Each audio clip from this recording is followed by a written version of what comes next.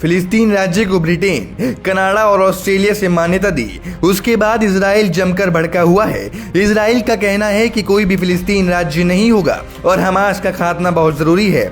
वहीं अब इस बवाल के बीच ये आग इटली तक जा पहुंची है और इटली के शहर मिलान से लेकर पालेर्मो तक जेनजी सड़कों पर आ गए हैं। भारी संख्या में मेलोनी सरकार के खिलाफ विरोध प्रदर्शन किया जा रहा है। नौजवानों की भारी भीड़ को देखते हुए शहरों के स्कूल कॉलेजों को बंद करने का फैसला किया गया। इतना ही नहीं, कई शहरों में तो ट्रेन भी रोकनी पड़ी। अपनी मांग को लेकर जेनजी जमकर सड़क पर उत्पात मचा रहे हैं और इन सब प्रदर्शनों की सबसे बड़ी वजह है गाजा में हो रहे इजरायली हमले।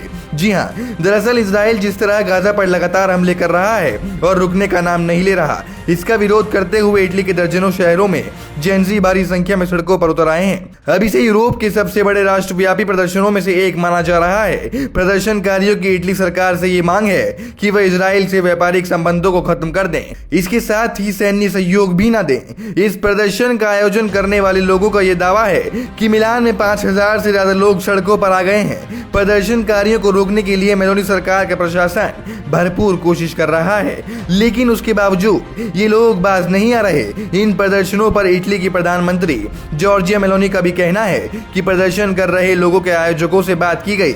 आयोजकों ने फिलिस्तीन राज्य की मान्यता देने की मांग की है, जो कि पूरी तरह गलत और भ्रामक है। आपको बता दें कि फिलिस्तीन को अब तक 152 देशों की मान्यता मिल चुकी है। फ्रांस ने फिलिस्तीन को हाल ही में औपचारिक मान्यता दी है और इससे पहले ब्रिटेन, कनाडा और ऑस्ट्रेलिया भी फिलिस्तीन राज्य को मान्यता दे चुके हैं। लेकिन फिलिस्तीन की मान्यता पर यूरोप में ही फूट पड़ती हुई नजर आ रही है।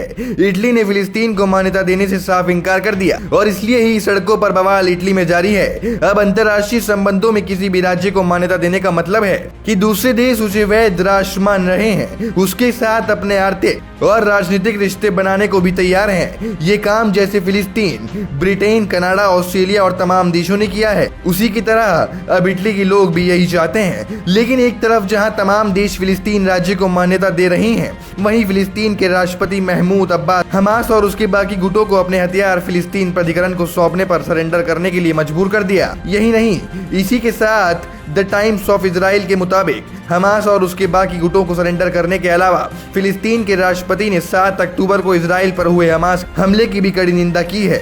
लेकिन इजराइल इससे बिल्कुल भी खुश नहीं है। वो नहीं चाहता कि फिलिस्तीन राज्य को इस तरह मान्यता मिले, क्योंकि ये सीधे तौर पर उसके अस्तित्व के लिए खतरा है। बात करें कि बदलते हालात का आखिर इजराइल पर क्या असर होने वाला है, तो इससे इजराइल पर कूटनीतिक दबाव और ज्यादा बढ़ेगा।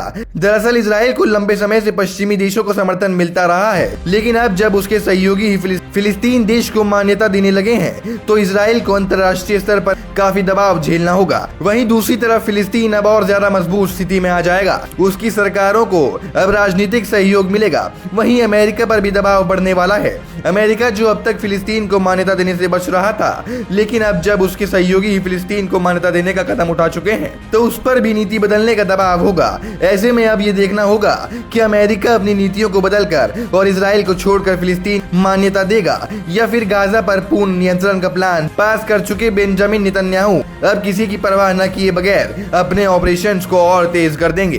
जो कुछ भी मिडिल ईस्ट में घटेगा वो आप तक हम पहुंचाएंगे। आप फिलहाल इस पर क्या कुछ कहना चाहते हैं, कमेंट सेक्शन में जरूर बताइएगा।